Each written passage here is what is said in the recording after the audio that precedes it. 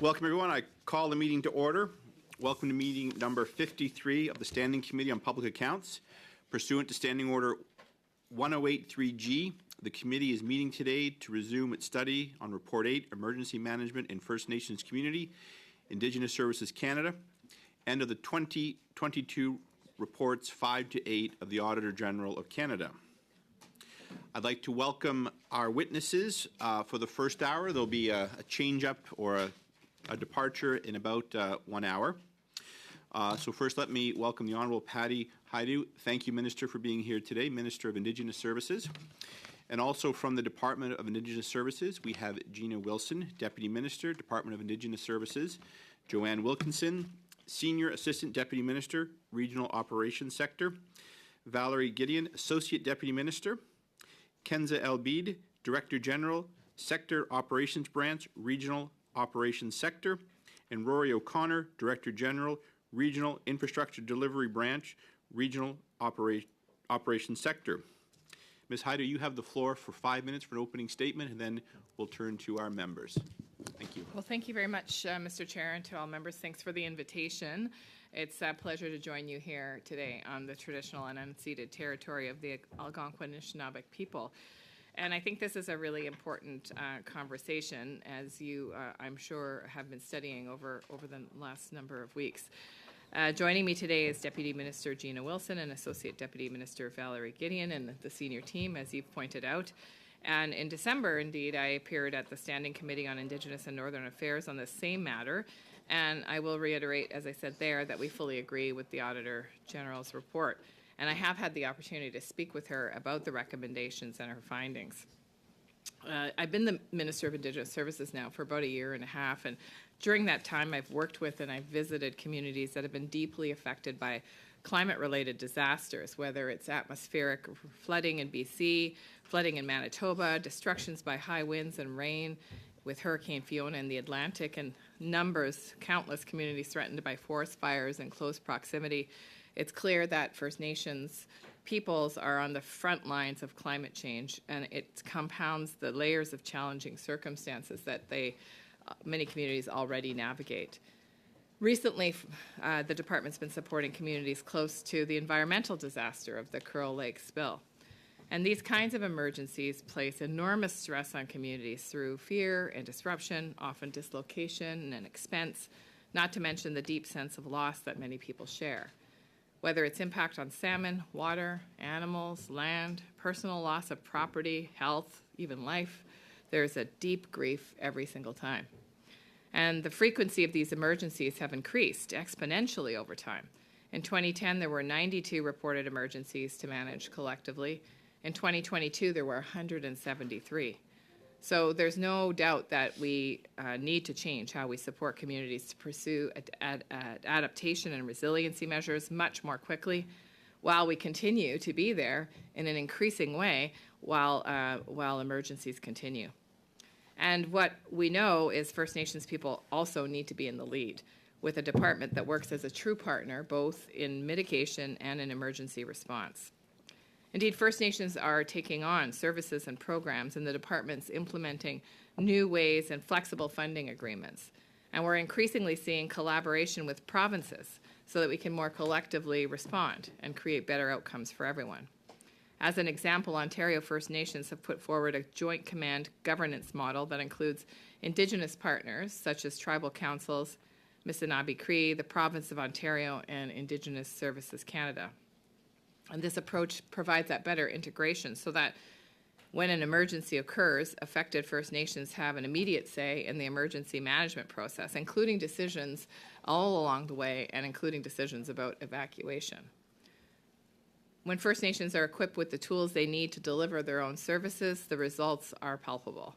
For example, with support from Indigenous Services Canada, the First Nations Emergency Services Society of British Columbia is supporting First Nations to deliver emergency management services that integrate cultural and traditional practices.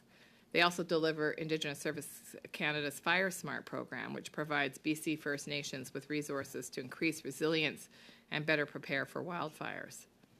These are just some of the concrete examples of a transition to an approach that's inclusive, and indeed places First Nations as full and equal partners and supportive of the right to self-determination.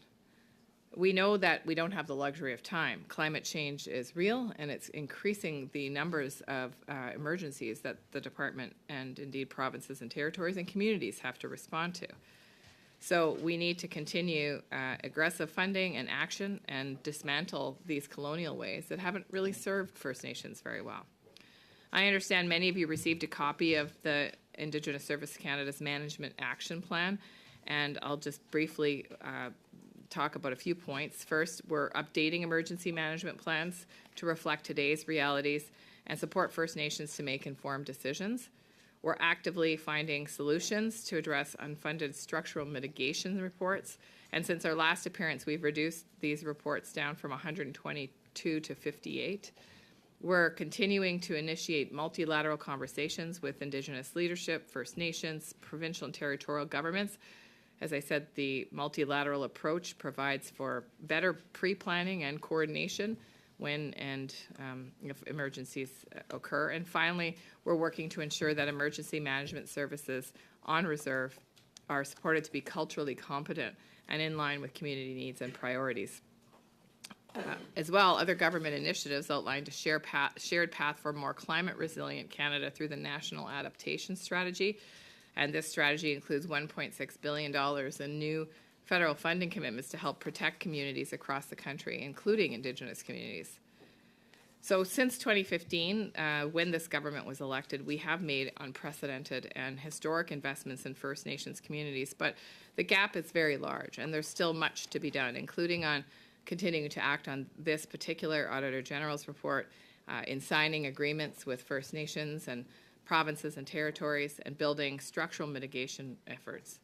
As I said earlier, I appreciate your work and advocacy for self-determination and equity for all First Nations in Canada, including in this space of emergency preparedness and management.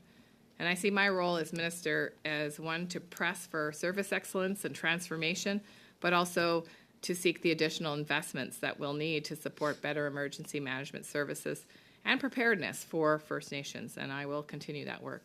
Miigwech. Thank you, Mercy. Thank you very much, Minister. Just to remind everyone, members, we have Minister Haidu here until noon, so I will be strict with your time. I will allow witnesses to answer briefly if the time is over, but I do mean brief because I want to make sure that we get through 2 complete rounds while respecting the Minister's time. So without further ado, turning to Mr. McCall, you have the floor for 6 minutes, please. Thanks, Chair. Minister, thanks for joining us today. I think it's very important that you be here, so it is appreciated. I have to say this is probably, and I don't think you can find disagreement, this is probably one of the very worst AG reports that I have ever encountered in my 7.5 years here in the House. The performance and lack of answers from your deputies at the first meeting was, I'll be very frank, was disappointing. We have seen there's high-risk First Nations communities were not ID'd or prioritized. Structural mitigation needs were not met. First Nation homes damaged while communities waited for funding to address flood risks. Non-existent or out-of-date emergency plans, lack of knowledge of emergency management commitments and whether they're being met. So I have to ask, who is responsible for this debacle? Who's responsible for all these, frankly, just unacceptable, horrible items listed in this report? Well, thanks very much, and through you, Mr. Chair, I would say that the response of the government indicates that the government fully accepts responsibility to change a colonial system and to invest more aggressively in the space of both preparedness, but also in renewing emergency management approaches. And I think what has not worked well has been top-down, quite frankly, bilateral approaches where the federal government has... I'm going to interrupt you. I appreciate that. But some of these items are from 9 years ago that haven't been done. And it's fine to sit and say, well, we're going to do this, but for 9 years it hasn't been done. Who's going to be held accountable? And then who's going to be held accountable on the go-forward basis to achieve the recommendations noted by the Auditor General, because no one's been held accountable and no one's getting the work done. So please, I'd like a commitment from you. Who is going to be held accountable so that in 1 year, 9 years, we're not faced with the same report? Well, certainly, I think we should all be held accountable as members of Parliament to hopefully support the upcoming budget. We have a very aggressive. Who's going to be held accountable for this debacle? Who's going to be held accountable to ensure that the recommendations in the Auditor General's report are going to be followed out and completed? So we're not sitting here in 9 years again, looking back and having an Auditor General saying, well, nothing's been done again. Well, again, through you, Mr. Chair, I think it is all of us that is accountable. It is all of us that is accountable to Indigenous peoples to get reconciliation right. And I will point out that the Auditor General talked about reports during a time of Conservative government leadership where nothing was done. And this government is taking action in historic investments in First Nations Minister, communities that will very- result Chair, in point of order. Is it a point of order, Ms. Shanahan? If the witness could be allowed to finish her answer. That's, 3 interruptions that we've had so It's my far, time. and I know you're being judicious with the No, time. but I do, as you know, I mean, we're on the clock here. This is something that I'm going to let members be a little aggressive with their time and seeking answers. Having said that, I would urge members to be respectful of all witnesses. Back to you, Mr. McCauley. Okay. I think it's very clear that the people sitting at the front of this table are the ones that are going to be accountable for the specific items mentioned in this report.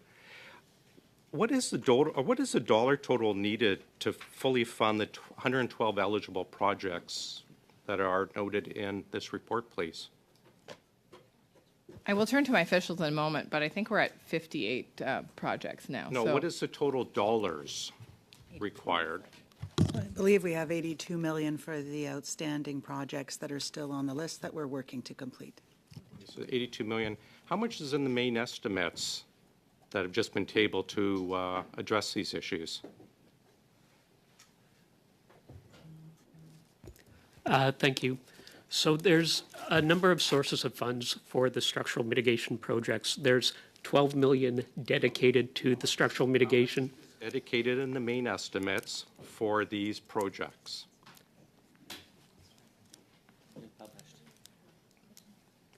So overall, there's funding of over $1 billion for other community infrastructure projects. So I've asked a very simple question. There's identified projects that have been identified for infrastructure. The main estimates just came out. How much in the main estimates is set aside to address these now 58 projects that are outstanding? if I could just add to that, we're working with communities in terms of prioritization. Part of that is to see what projects are ready to move on, which are still priorities for the community, and what those will actually cost, because as you know, there have been escalations Perhaps in. I'll ask in a different way. Is all the money needed to finalize these 112 projects in the supplement or in the main estimates that were just tabled?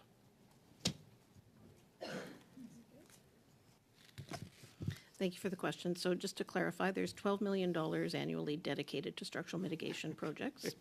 And we work within the department to prioritize these projects when funding becomes available through other sources, such as the other community infrastructure. Question, Minister, why is there not the money in the main estimates to finish all these projects?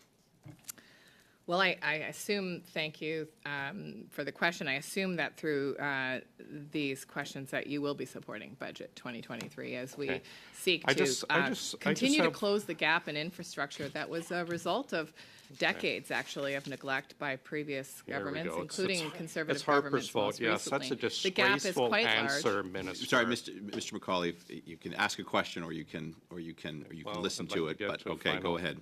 And you're down to about 15 seconds. Thanks. I noticed in your departmental plans, there's not one mention of any of the items from the Auditor General report in the results expected, not one item. I also note in the estimates, there's $980 million to fund wealthy people to buy electric cars in the main estimates, but we have not the money to address this outstanding issue in the main estimates. And that is the time, we'll have to come back to that. Colleagues, I have no problem with members pushing witnesses for answers, but I won't allow kind of commentary that's not a question. So if you could, again, back and forth is healthy, but run over commentary less so. Ms. Yip, you have the floor for 6 minutes, please. Welcome, Minister, to coming to Public Accounts. Thank you for coming. Did you want to finish answering any of the questions that Mr. Macaulay had asked? No. Well, maybe I will. Maybe I'll just say that emergency mitigation projects, along with many other infrastructure needs in First Nations, undoubtedly there is a huge gap, and the gap has been something that our government has been very deliberate in trying to close. In fact, unprecedented investments in First Nations infrastructure. But this work must continue, and so I do hope that members of this committee will vote favorably for Budget 2023 as we present the next steps in closing that significant infrastructure gap. As Indigenous Services Minister, you undoubtedly have participated in many roundtables with the Indigenous communities. What is the number one ask that Indigenous communities have when you provide feedback on the Emergency Management Assistance Program? Well, thank you very much, MP Yip. And I will say, talking about emergency management is one of the very emotional spaces for me as a minister, because in fact, what we're talking about, and many of you maybe have experienced some climate-related emergency in your own life, flooded home, dislocation. This is significantly disruptive to communities. And in the past, while communities were in the chaos of trying to manage crisis, there was a fairly restrictive approach to getting money to communities. And what communities would say frequently is they needed flexibility in those times. What they needed was the ability to have some form of advance payment so that they could, on the fly, decide how to protect people, protect property, deal with the ongoing emotional crises that inevitably swell up in the time of an emergency, and the many other things that we can imagine and we can't imagine. And in fact, the department has been able to do that. We've pivoted from a show us your receipts approach to here's an advance approach to supporting communities through crisis management, which then enables that community to act much more rapidly. They don't have to worry about whether or not they will be reimbursed for a particular expense. Some of the stories I heard were incredible. The Chilcotin protecting their community in the middle of a forest fire raging around them, and being able to very quickly and rapidly mobilize to keep the fire away from their perimeter using historical knowledge of fire management.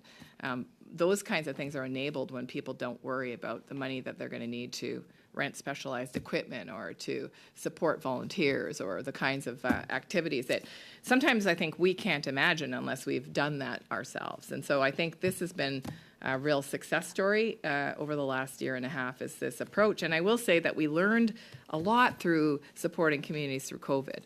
And that idea, if you remember in the early days of COVID, that the federal government needed to make money and resources available to communities so that they could enable measures that would protect them from COVID, proved to be very successful. In fact, we had, reports from First Nations communities that talked about the ability to protect life using that flexibility and honoring the knowledge that communities have. So the flexibility of these payments really helped the communities? Have you heard feedback with respect to, as you just mentioned, the COVID period of time? Yeah, so maybe I can turn to the officials to talk a little bit about the conversations that you've been having around that flexibility in what you're seeing, because certainly I hear it at one level, but you're seeing it at a micro level.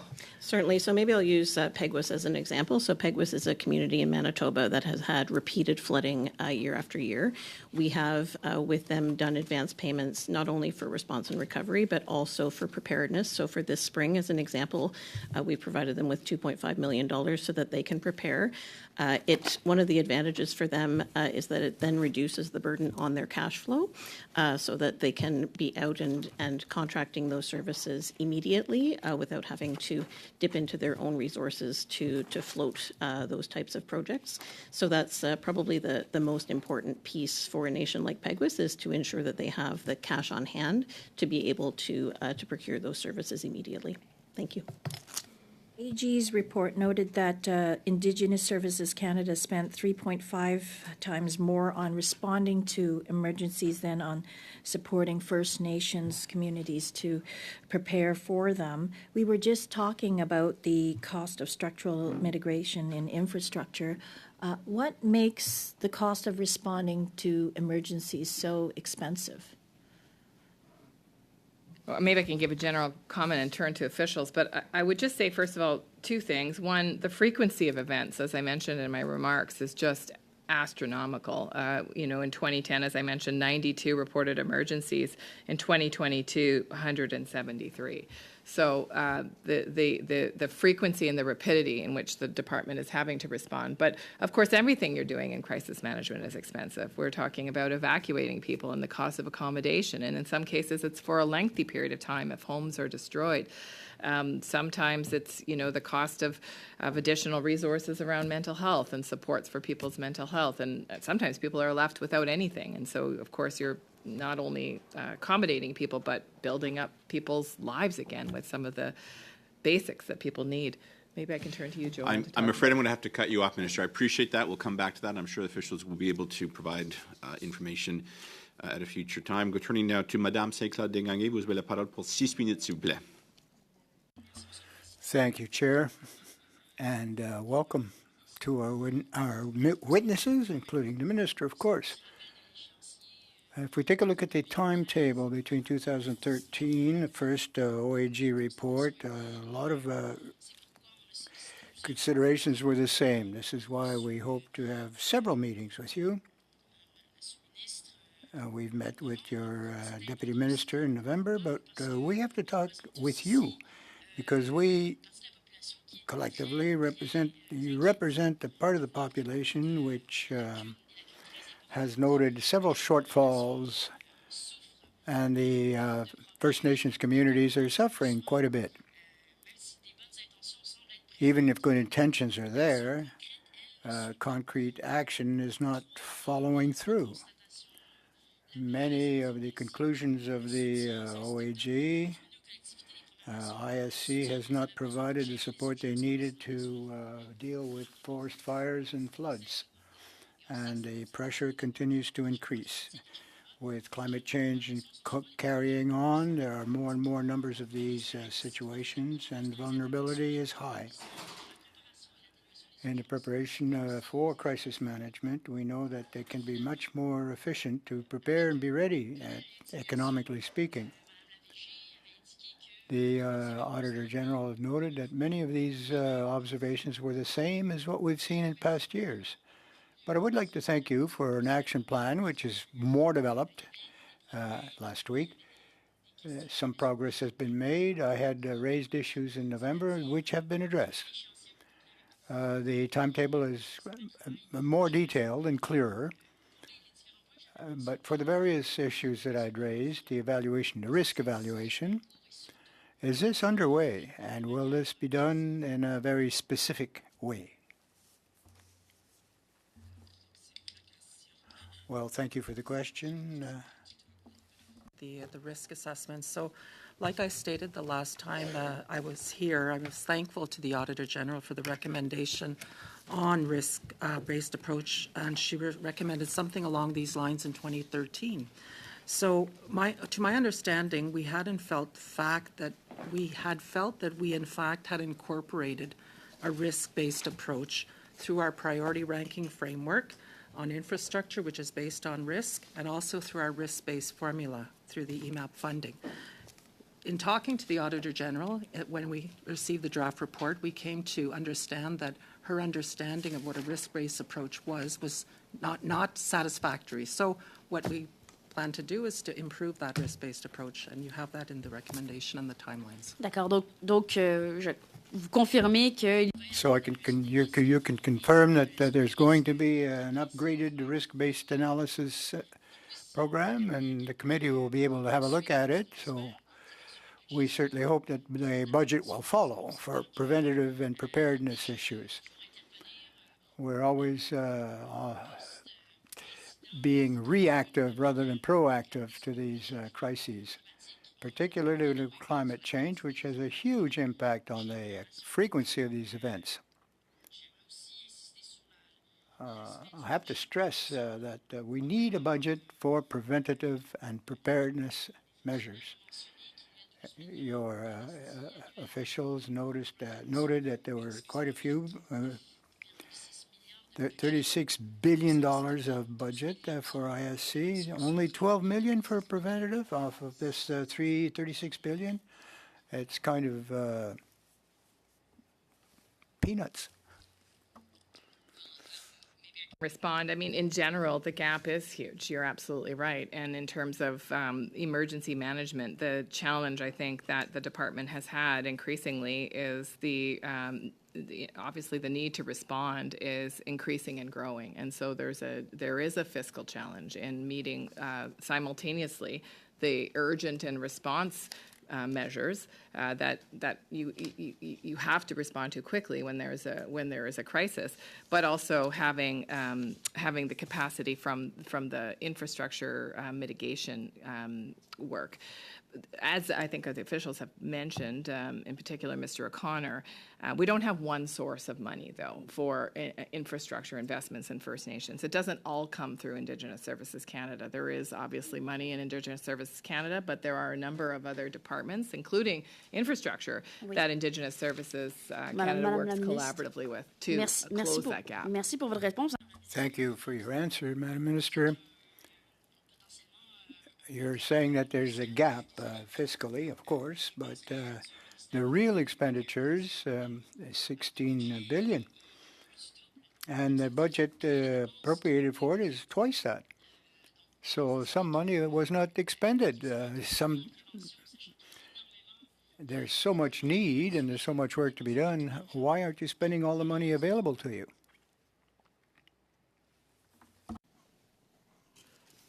Yeah, if I could respond to that, the major projects in particular are complex. They're often multi-year projects. Sometimes there's delay in projects, for example, related to COVID, which puts back timelines because of labor, because of the materials. And as such, sometimes we need to reprofile funds into future years in order to be able to complete those projects as originally planned. I would also note that the $12 million is for structural mitigation projects. So prevention funding under the Emergency Management Assistance Program can provide additional funding for things like sandbagging, the project I mentioned earlier with PEGWIS. So the $12 million is specific for those structural mitigation projects. Et voilà, c'est tout pour le moment, Madame Claudette. And that's it for the time being. Minutes. Thank you very much, Mr. Chair, and welcome, Madam Minister, and thank you so much for being here. I think it's deplorable, unfortunately, that we have to be in this circumstance, first and foremost. Over a decade, it's been mentioned, this audit is nearing. And that is the most troublesome aspect to this, is the time we wait. The time Indigenous people are waiting and the amount of risk that these Indigenous communities are suffering because of that time lost and the waiting that is occurring. We should be ashamed of ourselves, albeit the government should be ashamed. These are people's lives. They're real people, beyond politics, beyond partisanship, which is what I'm upset to see, that this has become a partisan issue in many ways. I'd hope to see that Canadians have grown and that their governments that they elect have grown, and the fact that this is still an emerging emergency. Canada is one of the wealthiest countries in the world. The entire globe, Canada is one of the wealthiest places. You wouldn't know it looking at First Nations reserves in Canada. you would not know it. Promise after promise after promise, Madam Minister. This government continues to fail Indigenous people. Not just your government, I'll take that point. Governments right across this country have failed Indigenous people and continue to do that. The breach of these promises has a cost to it. There's a reason I'm upset today. If this was the first time Canada broke a promise, maybe Indigenous people might give you a pass. This is over 150 years of broken promise after broken promise after broken promise. Indigenous people right now, just last Monday, Chief Jordana Hill declared a state of emergency in the Shemetwa First Nation in northern Manitoba. He explained at a press conference response to several suicides in recent weeks, as well as a fire that destroyed homes of 8 families at a time when the community was down on fire equipment. This government's fault.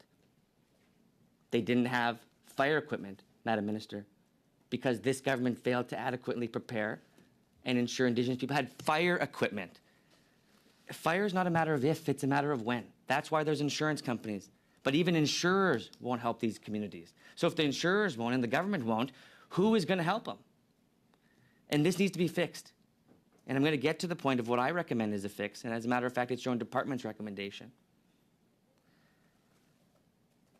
Beyond that, Grand Chief Garrison Sate of the MKO, a political advocacy organization I'm certain you're familiar with, that represents 26 First Nations in Manitoba, said what's unfolding is a product of, quote, years of neglect.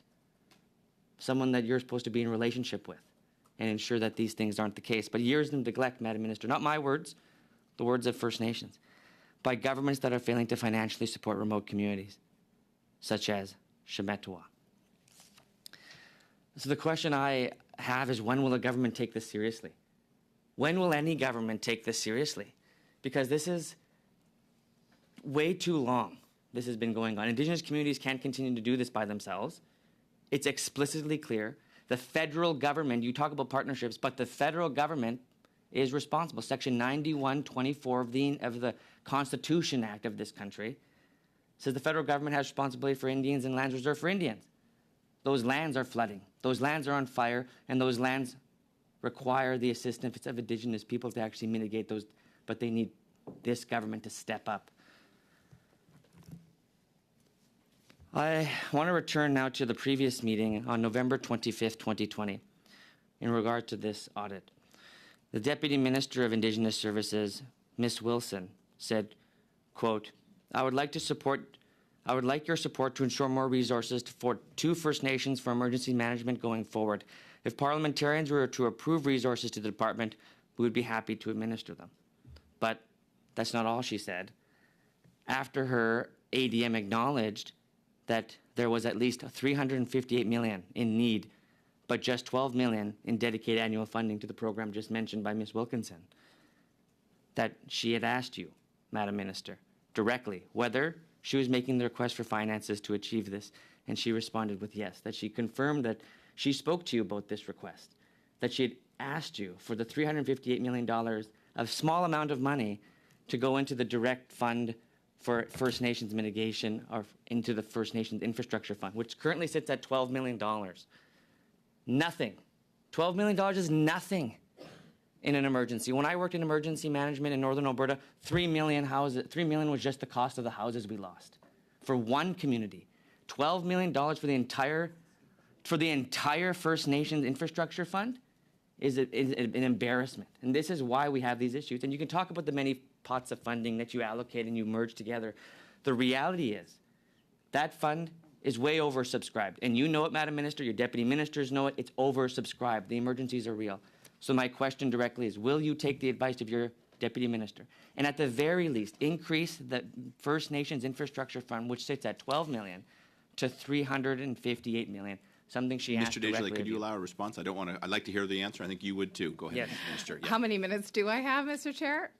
40 seconds. 40 seconds. Okay, first of all, I will never stop advocating for equity for Indigenous peoples, and I fully appreciate the pain and rage that you're expressing, and I feel it every time I'm in a community. So the way that I do my work is as an ally to First Nations and to Indigenous peoples, and I work closely with the department to advocate for the resources that The money, yes or no? I'm getting to that, Mr. Chair, and I work closely with the department to advocate for the resources that we need.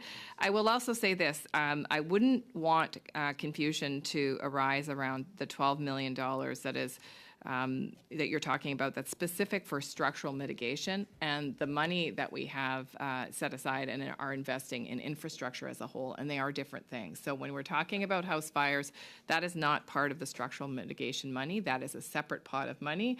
When we're talking about, for example, water or other civil engineering, infrastructure projects, community centers, health centers, those are separate infrastructure spending. So the Government of Canada spends far more than $12 million on infrastructure and First Nations.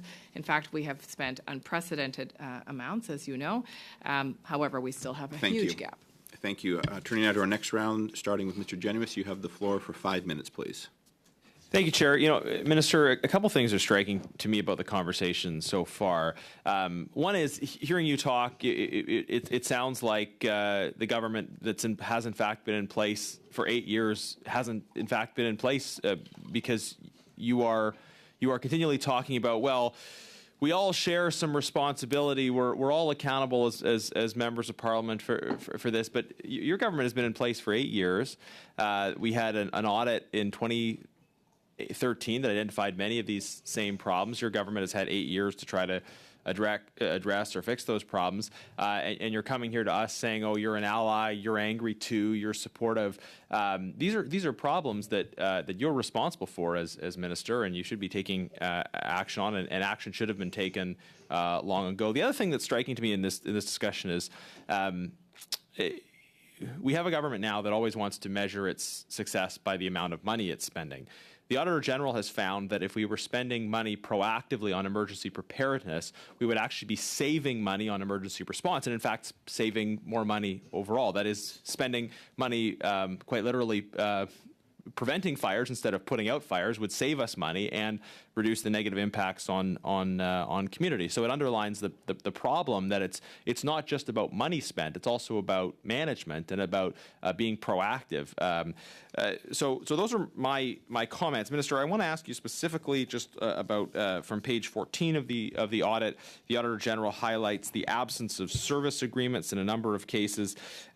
Clearly, given the kind of interaction of federal and provincial responsibility when it comes to responding to these kinds of issues on Indigenous communities, the federal government has the responsibility, but would likely, obviously, need to benefit from cooperation with provinces.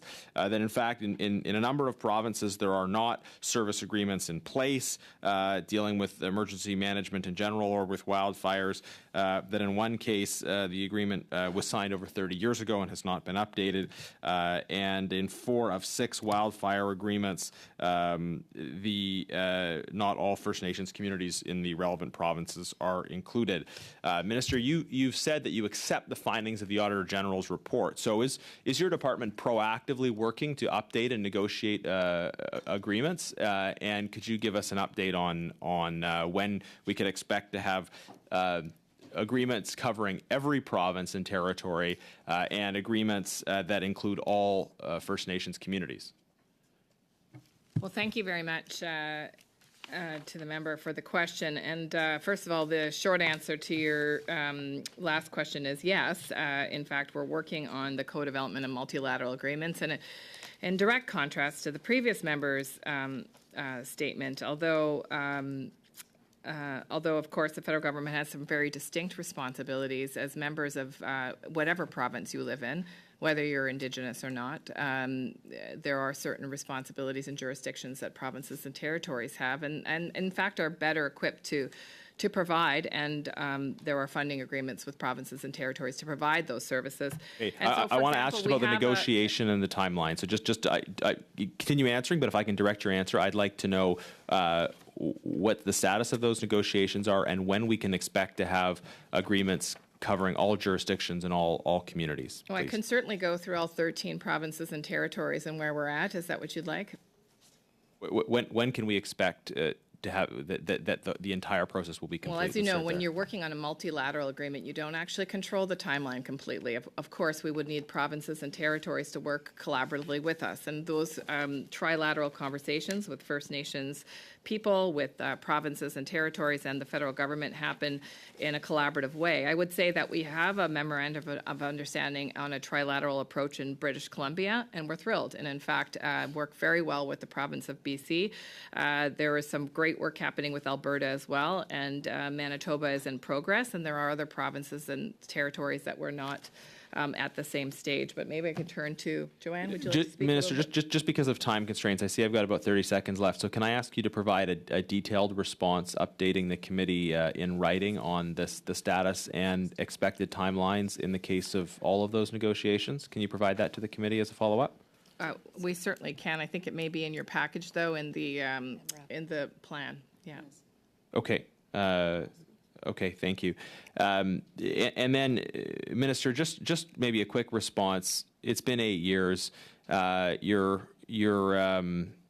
seem to be trying to sort of disperse responsibility for this. I mean, do you take any personal responsibility for the contents of this audit? I take personal responsibility for my work as a member of Parliament and a cabinet minister in a government that has put reconciliation at the core. I would ask if you take any personal responsibility. But for the failures, Thank you. That Minister, is the time. That is the time. That you have to now to voted Mr. against as a member. Mr. Fragos-Gatos. I definitely oppose your. Okay, order. As you know, I allow witnesses to continue once the time is up, but once you interrupt, I end the time, and I don't like the talking over one another. Mr. Fragos-Gatos, you have the floor for 5 minutes, please. Thank you, Chair. Thank you to you, Minister, for being here today, and to officials. Minister, in the report, it does talk about the imperative of a culturally appropriate response when it comes to emergency management. Could you talk about how the government has sought to ensure that principle in its approach? I'll give some high-level thoughts and turn to the officials. I think one of the big differences between this Liberal government and the previous one is that this Liberal government, when we were elected, put reconciliation at the core. And in order to do that, we had to understand how to be a good partner rather than how to be a controlling partner, quite frankly. And sometimes when you have all the money and all of the resources, it's easy to slip into being the controlling partner. But the best outcomes are coming from the work that we're doing collaboratively with First Nations and leaning into a cultural change within the department and within the government as a whole that puts Indigenous self-determination at its core. And it's not just in emergency management. You know, we've got new child welfare law, for example. We're working on, we're in consultations now on self-determined health legislation and working on principles of co-development with First Nations people so that we don't unintentionally impose legislation on people that isn't going to fit. So this is really a cultural shift within the federal government, and it's difficult because, of course, as our colleague MP Desjardins mentioned, it is a colonial country with a history of determining for Indigenous people what they will live through and what they will endure, and rather than asking Indigenous people how best to support their own self-determination and healing. And so it is a process, but it is one that I'm profoundly thrilled to be part of. I take from your remarks and what you talked about previously with respect to advance payments in response to the whole challenge of emergency management, that approach of advance payment fits very well with and reflects the goal of reconciliation. Would you say, rather than having you confirm that, and I think you've done it even by nodding, would you say that is now underpinning the entire vision of emergency management going forward, getting payments in advance rather than after the fact? Well, I'll say that it's an actual policy change, and so that in itself is a formalized approach. So, it isn't something that we're considering on a case-by-case basis. I will say, though, that if a particular community doesn't want that approach, some communities, for example, have sufficient resources to be able to manage a crisis without needing an advance payment, and that is certainly within their prerogative as well. But that is a huge cultural shift, and it's built on trust, actually. if you don't trust people, you need to see every receipt. But if you trust people, you can do, audits in a way that are far more respectful of the relationship. We're not on the ground, as officials, and in particular deep within departments. They're not on the ground understanding that, for example, for a team of 20 volunteers that have been working 24 hours a day, that you might need to buy T-shirts. That might look like a silly expense. I'm not even saying it would or wouldn't have been covered in the past, but that might, for example, to an auditor or to a person, reimbursing on a receipt basis look like a silly expense. But, for example, the many First Nations leaders I've talked to, keeping their volunteers engaged and connected is super important to being able to continue to, for example, prepare the site so that the fire doesn't breach the wall. And we can't necessarily understand on a granular basis what goes into that. Having been a professional working in not-for-profit, I can tell you that keeping your volunteers happy is a critical ingredient in keeping your organization running. And so it's that flexibility that allows communities to make those decisions on the fly without worrying about whether or not they're going to get covered for it. What we are now looking for is, obviously to be a supportive partner in those kinds of decisions and doing so in an accountable way together. Just quickly, Minister, I have about 30 seconds, and it's not relating directly to the contents of this report, but are you engaged with counterparts internationally? I'm thinking of Australia, for example. Huge disasters there, particularly flooding, fires, obviously large Indigenous populations. Are you engaged in terms of conversations? And if you are, could you elaborate a little bit on that? I'm thinking about best practices and an exchange on those best practices. It's a great question, and actually under the previous Conservative government, international travel was severely affected. International relationships were severely affected for department officials. And that loss of, as you point out, knowledge exchange and best practice is something that I think all ministers would say it's fairly profound, and I think we're trying to regain through reestablishing connections with counterparts through the United Nations, through other other colonial countries, for lack of a better word.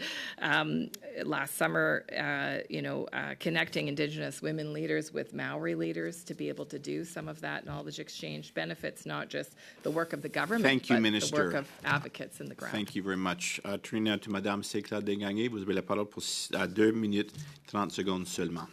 2.5 minutes only, I'm afraid. Well, I'm a little bit disappointed here because we've come here with a certain perspective, a constructive frame of mind, and we're listening to a lot of, partisan comments here, balls in your court, etc. 8 years in power for the Liberals, I think the results are fairly deplorable. If you're saying that we're going to vote or not vote for the budget, it's not that we don't agree with the amount, we're just not in agreement with the way the funds are being managed. And I think that we're quite justified in being unhappy with the results of the management of this budget. So let's get back to that budget. If you were to spend half of the allocations provided to your department, and we're told it's complex, it takes time.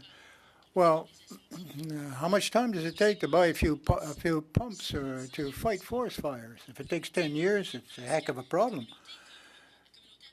Tskamek and Metawan, just north of my riding, requires material to fight forest fires. And we know that they're becoming increasingly frequent. So I'd like to hear your comments on that. I think it's important, thank you for the question, and I would say that I think it's important to distinguish between what takes the most time, which is infrastructure, and what we can rapidly put into place, which is equipment. Pumps and equipment is fairly easy to support the purchase of, but what I think Mr. O'Connor was talking about is complex civil engineering, for example, staging. If you visited a northern community, I assume everyone here has, even getting equipment and people to a community to task multiple projects. And Niskandiga is a perfect example. They may have 3 or 4 construction projects on the go, but they don't have capacity to house 3 or 4 construction crews. They don't have capacity to have... I have only 20 seconds left, Madam Minister. I agree that long-term infrastructure projects take more time. But right here, the Tskamek Metawan community were forced to buy the equipment themselves, and then they waited months to be reimbursed for those expenses. So how do you explain that? What we've changed. I think when you talk about the emergency management aspect and not the infrastructure and resiliency aspect, that approach where we are supporting communities to purchase equipment, we're supporting communities with advance payments, that is the change that I think is a profound change, and that has resulted from reflections of this government, the Auditor General's approach, and of course a renewed relationship built on respect and trust and self-determination. Et voilà, le temps est écoulé encore une fois. Mr. Desjardins, you have the floor for 2.5 minutes. Over to you. Thank you very much, Mr. Chair. And I just want to return to this topic and the funding of the Structural Mitigation Fund. But, Madam Minister, well, perhaps your officials could look for data related to that in the conversation they had directly with you on that. I do want to comment on what structural racism really is, because I think that is the big piece that's missing from not only your attitude present in this committee, but dealing with the nature of the severity of this. It's a severe topic. We're trying to center Indigenous and First Nations people, and twice now you've commented on Stephen Harper, and I agree, and I've agreed he's part of this problem. But so is your government. That's the piece that you're not recognizing. Indigenous people, any victim of violence, needs to ensure that the one who's perpetrated that violence understands that violence in a really important and intimate way. Because Indigenous people have given a lot to this country, not to have this kind of disrespect.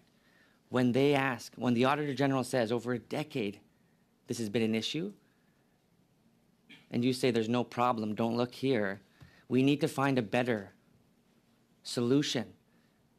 Indigenous people right across this country feel that this ministry in particular is out of touch. And we need to find ways, creative ways, to acknowledge that, yes, we failed. And we're not saying fire anybody. We're saying agree to that fact so we can recognize what the real solution here is. Because the solution wasn't to divide the ministry from INAC to Crown Indigenous Relations and ISC, and then have Indigenous people sort out the mess and say, go into the labyrinth and try to find us in the ministry. No, I went through that mess. 8 years as the National Director for the Métis. 45 seconds. Very difficult. Madam Minister, the question is, in the Deputy Minister's discussion with you, yes or no, when she asked you to increase the Structural Mitigation Fund, particularly, I want to comment on just that fund, she asked for $358 million.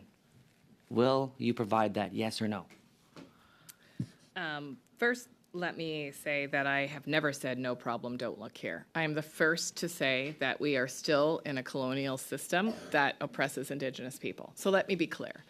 And secondly, what I will say is that we are doing everything that we can to ensure that the department is fully resourced to meet all of its obligations. As you know, budget deliberations are confidential. I can't explain to you the request that I have in front of the finance minister, but I can tell you that the Prime Minister's expectation of me is to fight and for Indigenous people's rights to be self-determined and to have the equity and able to do that. So thank you. Thank you very much. Mr. Thank Cram, you have the floor for 5 minutes.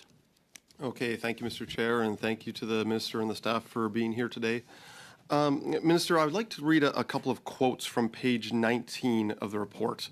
At the bottom of page 19, it says, "We found that most of the department's performance indicators tracked spending to measure its progress against the goals." And then it goes on to say, "Spending is not a good measure because it does not mean that results are being achieved." Would you agree with that statement, Minister? I would, and I would also agree with all of the Auditor General's recommendations, as I said in my early remarks. So what will be the new performance indicators other than money spent to achieve actual improved results for Indigenous Canadians? I believe we've tabled the proposed. Okay, so there is, I think you have it, the proposed plan under 8.66. Indigenous Services Canada should develop performance indicators. That work is underway, and maybe Joanne, would you like to speak a bit more about the work of those indicators? Certainly. So you'll see in the Management Action Plan under Section 8.66 the steps and the timelines that are identified to achieve new performance indicators that in fact are not focused on funding but are focused on outcomes and relate back to the department's new departmental results framework. Okay. I'd like to turn now to page 18 of the report where it talks about the Kashechewan First Nation. This nation has been evacuated every year for the past decade. Are they going to be evacuated again this year?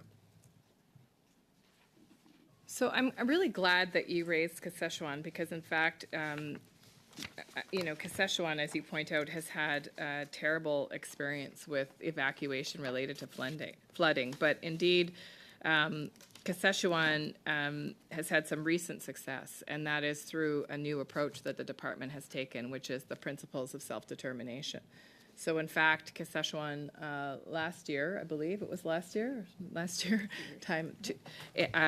used a land-based approach to evacuate from the anticipated flooding area and allowed for community members to stay closer together, to stay united, and to stay connected to culture and language. So, Joanne, do you want to speak a bit more about Kashechewan? Certainly. So, in fact, it's been a couple of years, Minister, that the On the Land initiative has been pursued with Kashechewan. We have officials in community, in fact, next week to meet with the community and take the best lessons from the last couple of years of On the Land, which also was helpful during COVID. It enables members to hunt and to have those cultural practices in a way that does not disrupt them and have them come to cities where we would be looking at other cultural supports, as were mentioned earlier. So that initiative has been very strong, and we're studying it closely to make sure that we can enable that sort of prevention. And to one of the earlier points, it is certainly a more economical pursuit than an evacuation would be. So it is all around a very, very good initiative. Thank you. Yes, and I understand that they are not being relocated to different communities, but they're still being relocated within that First Nation. Is there any plan to not have to relocate them at all, or will they continue to be relocated every single year indefinitely? Well, I think the first thing to probably realize is that is the ancestral lands of Kashechewan people, and so there is a connection to that land. And so any choice about moving from that particular flood area would be at the request of Kashechewan First Nation, and it would not be a good partner thing to do to insist that they move. And this approach, as Ms. Wilkinson has pointed out, does allow for that self-determination in the course of the community themselves, wrestling with those very things. Listen, communities that face repeat and ongoing flooding also love their community. They also love their region. And it is a hugely emotional deliberation for communities to decide whether or not they've had enough of the flooding and that they want to pull up everything, all their sort of, I suppose, connections to that area and choose a new area. Not easy politically for the elected leaders of the community, and certainly very difficult to find consensus. So we work with communities on their determined approach.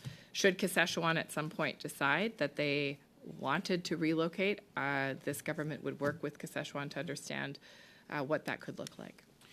I'm afraid that is the time, Mr. Krem. Finally, we have Ms. Shanahan. You have the floor for 5 minutes, please. Well, thank you very much, Chair, and I thank the Minister for being with us here today with the officials from the department. I'm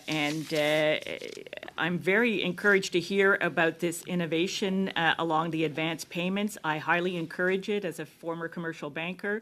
A cash flow is a game changer, especially when we're trying to address, obviously emergency situations, but other equipment needs and so on. And I'm also a longtime member of this committee, and I recall the late Michael Ferguson, the former Auditor General, and his plea to this committee to make this issue a priority, to press the government on this, reconciliation and providing outcomes to solving critical crisis situations on First Nations reserves. So to that note, I'd like to ask the minister, what has changed? Have we reacted in that vein? I'm thinking of the budgets that we've had in the past, 2019 and so on. Have we made a difference here in putting money toward these issues? Well, I think the short answer is yes. I mean, we are spending more towards the kinds of things that make equity more foreseeable in First Nations communities. But I would say that the gap is still very large. And I think the principle of truth, equity, and self-determination, which is how the department governs itself, requires us to be fiercely honest with ourselves, all of us, regardless of our political stripe, that Canada is a colonial country, that we have significantly underfunded intentionally Indigenous people over 150 years, and that we are all now trying to figure out how best to get through this together. And you know, investment is a huge piece of it, and I'm grateful for a Prime Minister that has put reconciliation at the core. In fact, at the center of all of our mandates as ministers, and certainly with our caucus. But it will take consistent and predictable investments and relationships and changes in law to lead to the kinds of trusting relationships that we hope to have. The trust is growing and it's beginning, but it is, you know, we live in a system that can change rapidly, and Indigenous people frequently talk to me about their fears if those kinds of consistent investments are not continued. And it's interesting that, Minister, you made mention earlier to, and some of your officials, to the idea of advance payments being based on that trust. We're public accounts. We're here to look at the money. Where did the money go? How was it spent? And so on. And I'm sure that, you know, I can anticipate a future public accounts money saying, wait a minute, this money went out to this community. How did it get spent? How do you intend to address those comments? Well, I think, you know, we can do auditing in a different way where we look for patterns of abuse rather than micromanage communities. And communities for a very long time have been extremely micromanaged in the ways that their financial transparency is above really financial transparency required anywhere else.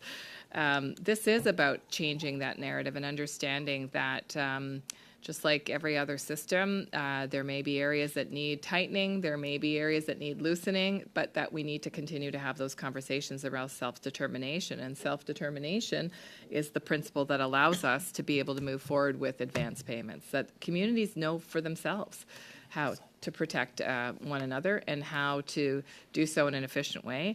And I see my deputy leaning in, so I'm going to let her have a quick word here. Very briefly, despite the fact that there's an advance payment that goes out, the full payment is still audited or there's still detailed reporting on that. So I just wanted to make sure that that was mentioned. Good to know. And time, Chair? 30 seconds. Excellent. Anything else that you'd like to add? You mentioned earlier something about learning from dealing with the COVID emergency. Talk to us about that. Thank you. Well, obviously, COVID was a time that probably most of us, it's a blur, isn't it? And during the time of COVID, we knew that Indigenous communities would be very at risk of contracting COVID and potentially dying. In fact, outcomes from other Indigenous populations were not so great, including the United States. And of course, the government really needed to move quickly. And one of the ways that we could move quickly, and I have to compliment my predecessor, Minister Miller, on this work, was to ensure that communities had advance payments to be able to use in a way that they felt would be the best way to protect their communities. And the responses were diverse. Some communities did indeed set up forms of border control, if you will, and limited mobility. Other communities supported urban residents with food cards and other kinds of essential needs so that elderly or at-risk people didn't have to go out.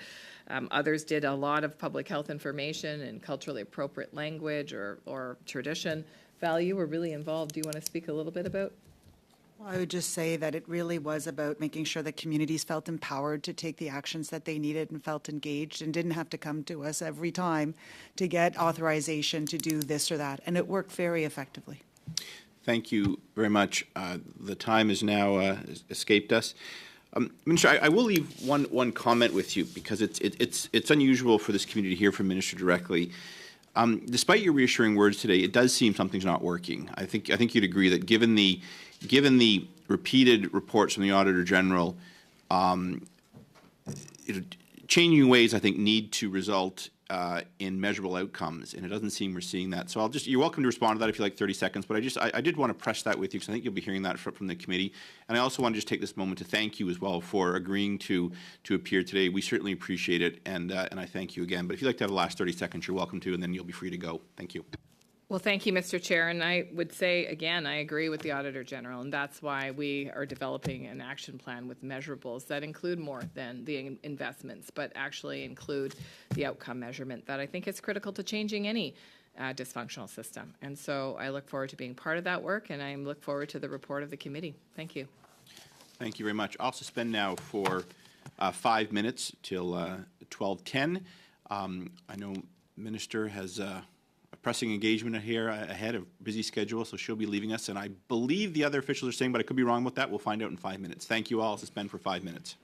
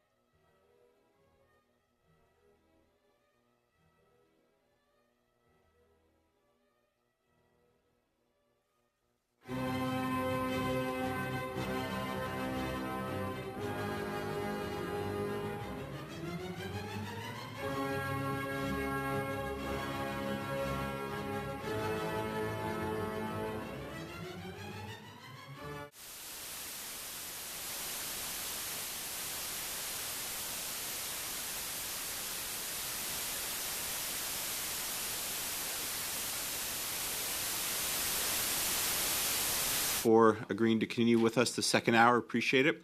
Mr. McCauley, and that clock is terribly wrong, so just ignore it if you're wondering how soon we're going to be out of here. Mr. McCauley, you have the floor for 5 minutes, please. 6 minutes, pardon me. Thanks, Chair. Ms. Wilkinson, you spoke about, in answer to Mr. Cram's comments about setting goals not being based just on money spent. Why are those targets not reflected in your department's departmental plans? In fact, respectfully, Chair, they are reflected in our departmental plans. So we have indicators as an example of the number tell me of. Where? So for the number of, we have, for example, the number of evacuees who return home within 3 months, which is at 97%. Yeah, right, sorry. I'll be a bit more precise. I'm talking more around the infrastructure. And actually, I looked at your departmental plan. 60% of them actually don't have targets set for the result indicators. So curious why 40% don't actually have targets set. It's to be advised, to be decided next year. But specifically around the infrastructure, it's not even mentioned in any of the targets in the departmental plans. Why not? Knowing, of course, the departmental plans set out the priorities for the year. I do believe there is a departmental result on infrastructure in our departmental plan. Well, maybe you could, So can we while I pull it continue out? my questions, maybe someone can get back to me and tell me exactly what page, unless you have it in front of you, unless I missed it, which is very possible. Actually, it's 50% don't actually have actual targets set. Now, I just want to get back while Ms. Gideon's looking for that. Talked about the money's clearly not, doesn't seem to be in the estimates to cover all. Like, leaving this meeting, who specifically on the team is going to be saying, I am going to be accountable and I will be responsible to ensure that these infrastructure items and other items highlighted in the report are actually acted upon? We asked the minister, and it's like, all of us. It's not all of us. It's someone from your department. Who's that going to be? Is that going to be the deputy minister, or who will it be? Well, thank you for the question. I am definitely responsible as Deputy Minister for administering policies and programs that I've been provided authority from the government. I'm also responsible to work with auditors and working collaboratively to develop and implement and monitor a management action plan in response to this audit. So it will be yourself? Okay. Ms. Gideon, do you have the So page? we don't have the page number for you, but we can Well, follow I've up with the got your page number. department I plan have right excerpts here. of it. I have excerpts of it under the departmental results 6, but I would also say that under the First Nations Infrastructure Fund, we did have a target of 100 structural mitigation projects by March 31st of 2024. We've surpassed that with 112 projects that are underway or completed, with 63 detailed completed. in your departmental plan? Pardon me? Is that detailed in your As I departmental said, plan? we will follow up with the specific page number, but we have under results 6 reference to I've specific gone through infrastructure. it. It's not there. I'll tell you right now. And the fact that you show up at the meeting aren't aware of that, I guess I I'm should say actually it's not just surprising, referring but to it's you the disappointing. target that we had set for the First Nations I'm talking Infrastructure about the Fund, which you've departmental noted is plans, of particular which are interest to the tabled in the committee. House of Commons, which justify, which lay out your targets for the year to justify the funding ask to Parliament. The I also- minister sat here and lectured us, well, I hope you'll vote for the budget. This document backs up the money that you're asking for. 44% of the items you've put in here have not set actual targets. You have result indicators. So but part not of the targets. Let rationale. me finish, please, Madam. Without targets set, it's to be decided next year, to be decided later time. It's not acceptable.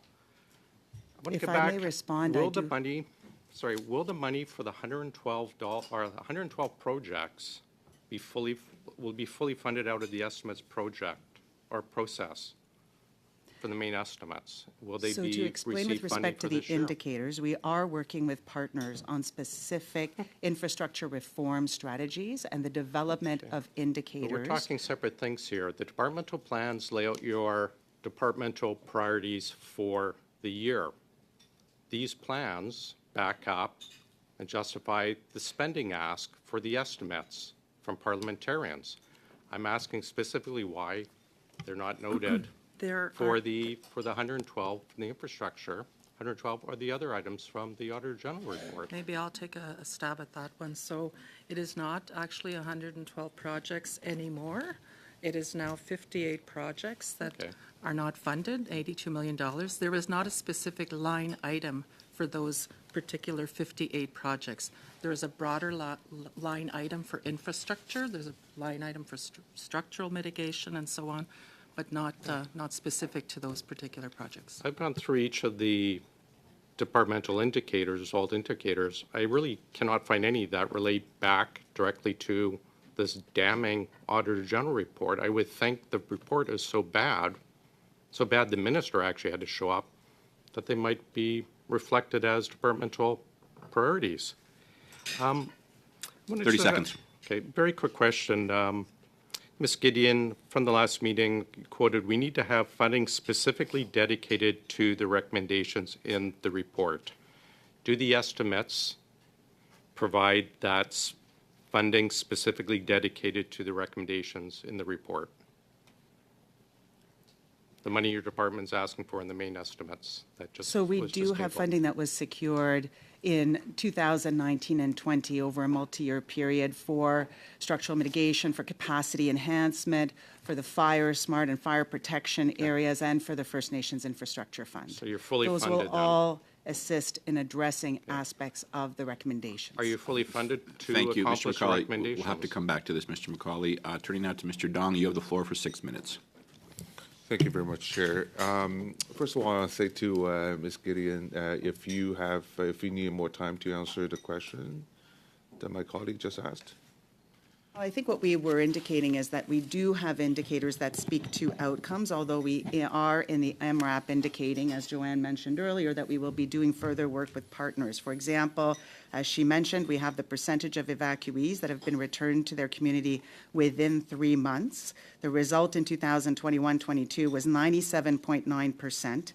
We have the percentage of longer-term evacuees who have been returned home or have a scheduled date within 2 years after their evacuation. The percentage was 77.5% in 2021-22. And I wanted to briefly mention that on the health emergency side, we also have the percentage of First Nations with all hazards emergency plans that have a health component, and we have the percentage of First Nations that are served by emergency management and health coordinators as well.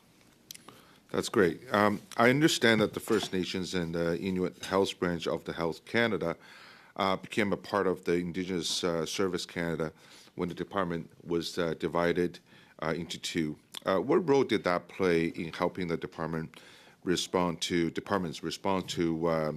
COVID pandemic, for example?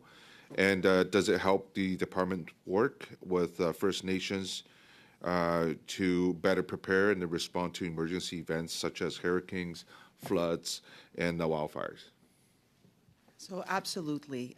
Even before the pandemic in 2019, for the first time, we were included with respect to accessing health emergency funding, which enabled us to actually put health emergency coordinators across all of the regions, which we did not have before.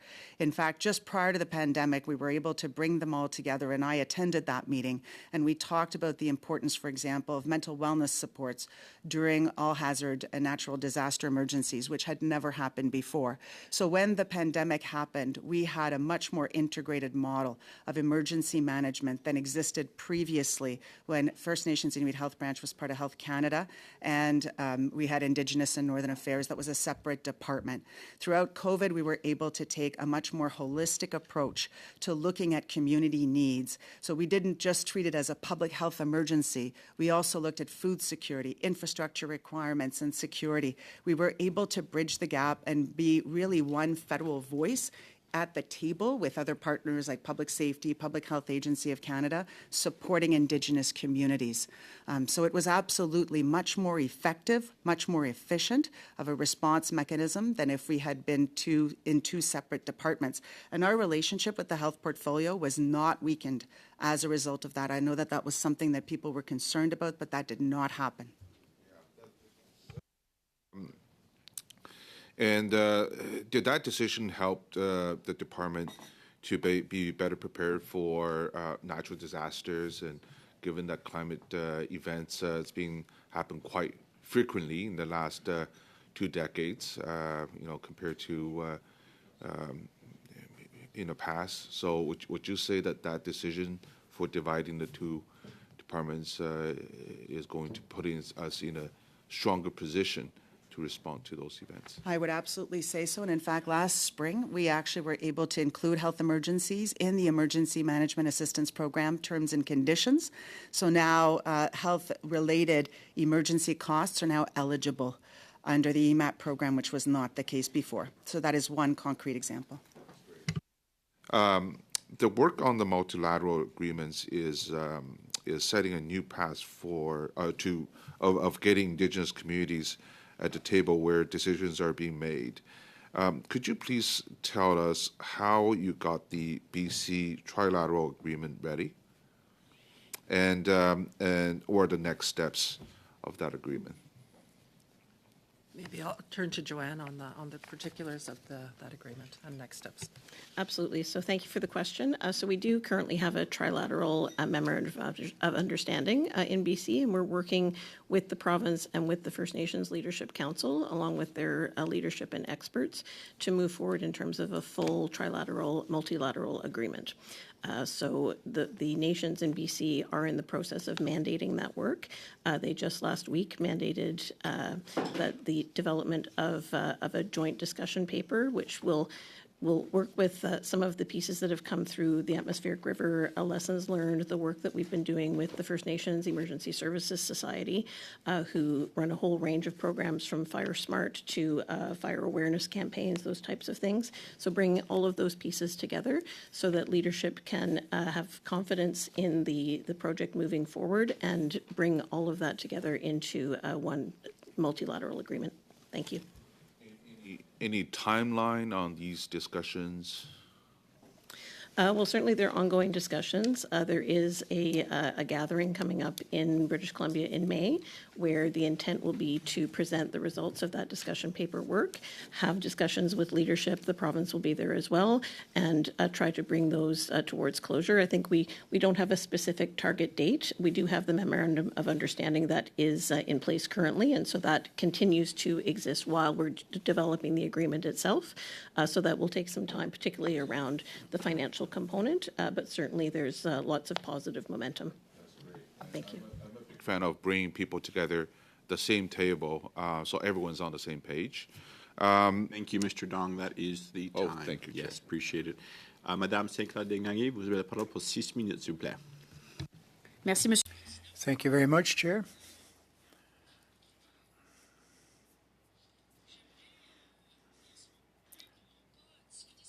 I'd like to come back on a point we have not yet discussed today, but last November, the sharing of the responsibilities with the provinces.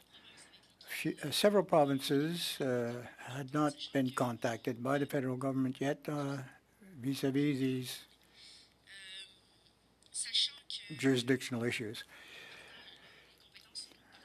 So it is shared jurisdiction, and in the case of an emergency or a crisis, the provinces must indicate that there is a crisis. But what happens with the provinces that haven't signed on to any agreements? Now, how seriously are you taking this situation?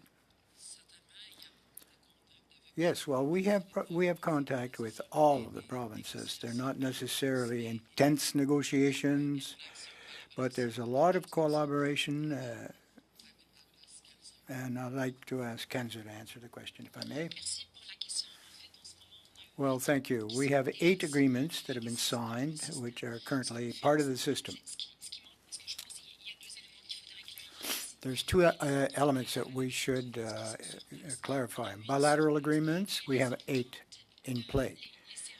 And we have service agreements, emergency management plan, are plans which are developed by the First Nations, and they create their own network. But we do have 8 valid agreements, and we're currently under negotiation to go in a bilateral way. Of course, we are going to move on to multilateral with including in the partnership our First Nations organizations and be at the table. Well, since the OAG report in 2022, have there not been any attempts to sign up the other provinces? Well, we have, yes, I understand you have 8 in already. We are in negotiation with all provinces in order to modify that from a bilingual approach to a multilateral approach. As the minister has already mentioned, BC is the only place where we have a collective agreement, multi-party agreement. But we're actively in negotiations with the others. Of course, the intent is to work with the First Nations themselves and their organizations. We can't impose it on anyone, but we're working with them to try to proceed. Well, what's the obstacle in general for the other 5 provinces or territories? Well, a few weeks ago, I was in Edmonton. I met all the chiefs of Alberta. We had a conversation on these multilateral approach. The chiefs were very pleased with this approach. They're in favor, and it'll move forward. We have very active meetings with them monthly basis. We meet the Ontario group. We're far advanced. Anishinaabe Cree Nation has received some funding already. We're working with some nations that are more advanced than others. We're not waiting until everybody be on the same footing. I'm trying to find the right word, so that all the First Nations are on board. So we're continuing our negotiations, our discussions. So we're finding innovative ways of trying to implement this multilateral approach. And of course, we hope to have everything in place by 2025. Well, yes, but my question is very straightforward. What's the obstacle? What's the main problem here? We have to have agreements in order to be able to respond in case of an emergency or crisis. Well, we always have to develop a table for discussion. We don't take the initiative on that. We can't impose it. 90 seconds. You have 90. Oh, I thought you were going to cut me off. Well, thank you. Okay, so the provinces are a little bit reticent here to get to the table, but I hope we can move forward quickly. To come back to the timetable, last November, I don't know if you recall, Ms. Wilson, a lot of dates were added to your action plan, which I appreciate. My question again is quite straightforward. When will this risk analysis process be complete in order to have a comprehensive overview of all your priorities for preventative and preparatory measures? When will we see a list? Well, we're prepared to get the plan underway in 1 year. So next March 2023, we will have it before us. Yes. And now, Chair, 25 seconds. Last question then.